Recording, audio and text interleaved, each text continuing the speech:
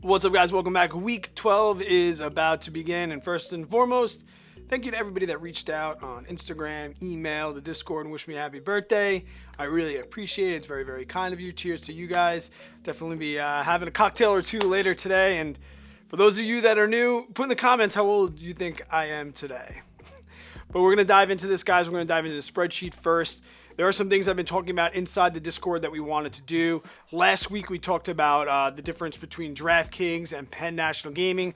We took a vote inside of Discord, and I was kind of surprised by the numbers.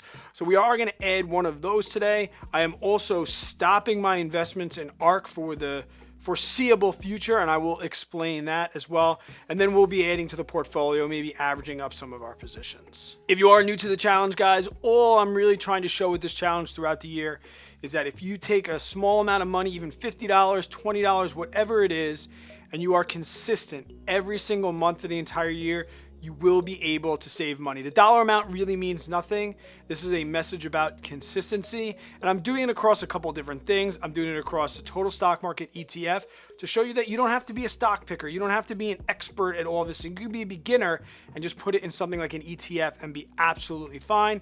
Last year, ARK did crazy, and they did so well, so I wanted to put that in there too and show like the difference between a total stock market ETF and the volatility of a growth ETF, and then pick some stocks as well.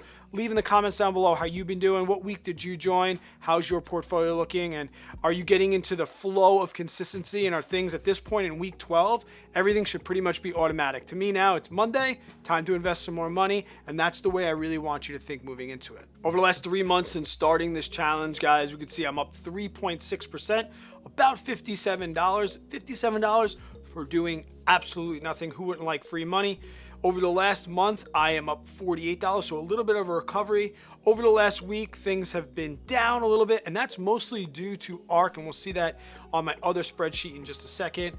And today, this is live Monday. Right now, it is probably about 2 o'clock, 2:30 in the afternoon. We're having a pretty good day so far. You can see my buying power. I have $3.48, as I mentioned last week. I got a referral share, so I'll sell that off. That will become a part of my $150 for the week. $50 going into VTI, $50 going into a new growth ETF, and then $50 going into stocks. What I'm gonna do right now is I'm just gonna add that, and then we'll shoot over to my spreadsheet and take a look at what we're gonna add. All right, guys, so here is the spreadsheet, guys. I get asked all the time in the comments, so I'll tell you once again, this is available to all of my Patreon members, as well as all my other spreadsheets from every other video that I've ever done, as well as some spreadsheets that some of the Discord members have even added themselves. You could dive into this, guys. You should have a pretty good, feeling of Google Docs and Google Sheets and how that works, because I'm not going to update it every week for you. But guys, here's the issue with ARK. All right, I've said before, and I'm not mad at myself for going into ARK because I know why I did it. I did it because it was all the rage and it was all the hype, and there was a small part of me that kind of wanted to show that I did think it was a little bit hypey. And not to say I wanted it to fail, because I don't want to lose money, but I didn't think it was going to do like the returns that it did, 100% plus last year. I still believe firmly that actively managed funds cannot beat index funds over the long term, right? They'll have their great months, and they might even have a great year like Kathy Wood last year did with her ARK investments, but it's so hard for them to continue on that path year after year after year. Now, I'm not selling it off, I'm not taking a loss, and I'm not even saying that I think they're going to be negative for the year, right? They've been having a bad couple weeks. If we scroll down and look at the chart, we can see they dove super deep down here, almost down 20%, and we're only 3 months into the year. And it was just getting to the point where I felt like I was donating to them. Like, there's a difference between dollar cost averaging down and averaging down your position and your cost basis and not having any faith that it's going to recover. And right now, like I said, I'm going to break even on the year. They're not going to be negative for the year. I don't believe that at all.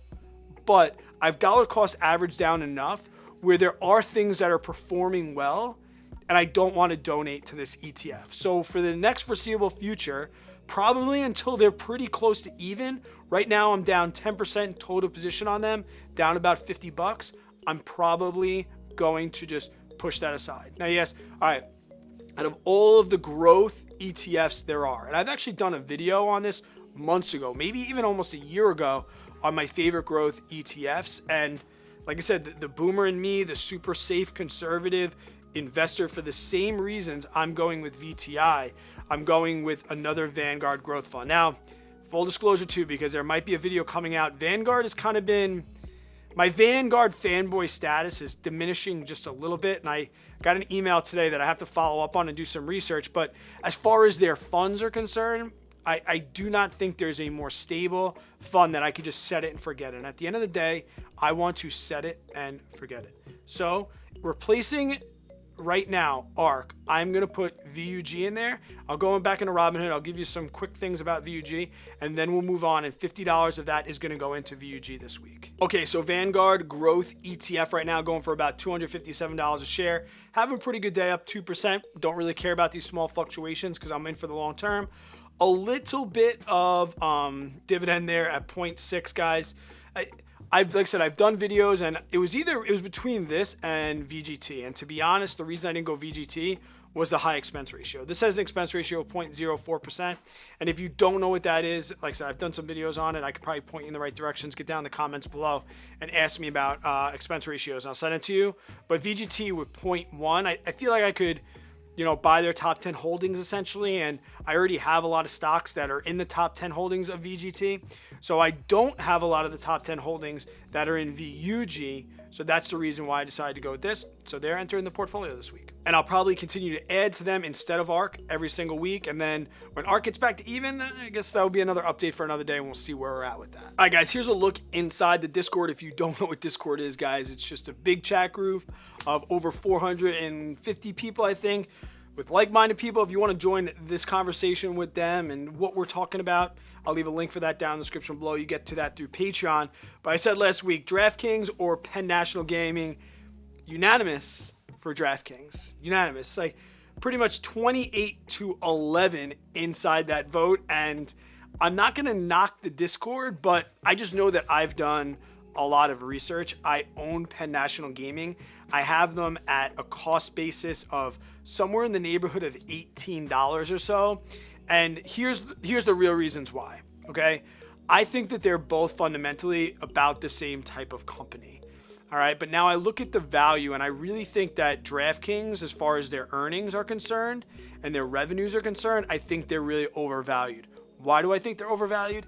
I think they're overvalued because like earlier this year, once again, Cathie Wood, everything that she buys, everyone gets all hyped on it. She bought almost 1 million shares of DraftKings earlier this year, and I think that that partnership with her essentially drove the price of the stock up to a spot where I'm not happy buying them. I have no problem owning both Penn and DraftKings at the same time, and this is not a comparison video, but I just think it's really, really overvalued for what you're getting. And that partnership with Cathie Wood, as I just mentioned with ARK Investments, I'm not super stoked on what's going to happen with that. Now, on the other side of the coin, Penn National Gaming, their revenues are incredible. The value of their stock is lower. It's much more valuable, in my opinion.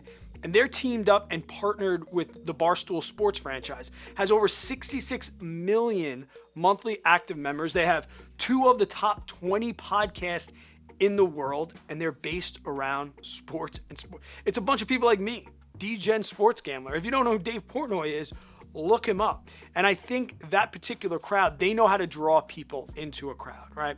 And with sports coming back, and also, too, gaming becoming more legalized in more states, I think that both DraftKings and Penn have room to go. They really do. But I think the value of Penn, and also, too, being in the New York area, I know that they just teamed up with the Riverboat Casinos.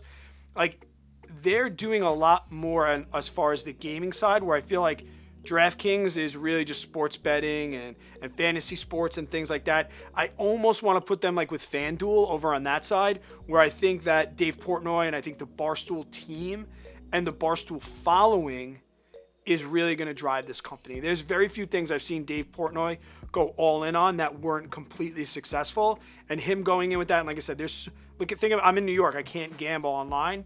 Think about online gambling, and just as that grows, like I said, it could do well for both Penn National Gaming and DraftKings, but I think right now with the value of the company and the earnings and things like that, and not many people even knowing about Penn National Gaming yet.